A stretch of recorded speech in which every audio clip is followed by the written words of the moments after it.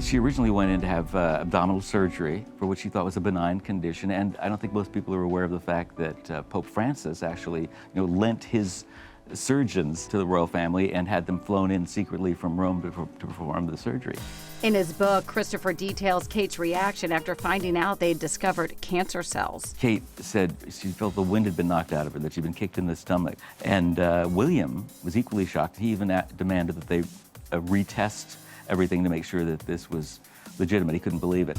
Following the diagnosis, Christopher says William and Kate immediately decided how to tell their kids. They were going to wait 2 months for Easter break when they were at home to break the news to the kids. Unfortunately, that meant that Kate had to undergo chemotherapy treatments immediately. And for those 2 months, Kate did this in secret. It's a very big cloak and dagger operation. I describe it in the book where she's hiding in the back of her assistant's car. They go in through a side entrance. At one point, by the way, a double-decker bus full of tourists pulled right up alongside them. Nobody seemed to recognize Kate, but she had her treatments alone, no records of it at all. They sat them down at the kitchen table at Adelaide Cottage and told them, and they were fine. I mean, there was no great upheaval, no sobbing or anything like that. But then, of course, she had to tell the world.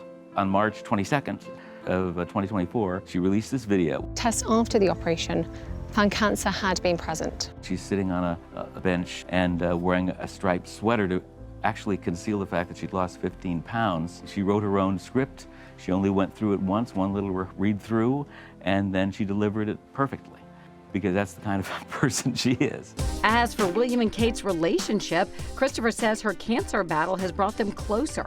And the same can be said for Kate and her father-in-law, King Charles. The two not only battled cancer at the same time, they were in the hospital at the same time. They've just both been told they have cancer, and the king, in his monogram slippers and the robe, walks down the hall to come and cheer her up, and his eyes are kind of welling with tears. It's quite dramatic. And by the way, this has really cemented their relationship. I mean, Charles has always been fond of Kate, but now they're best buds.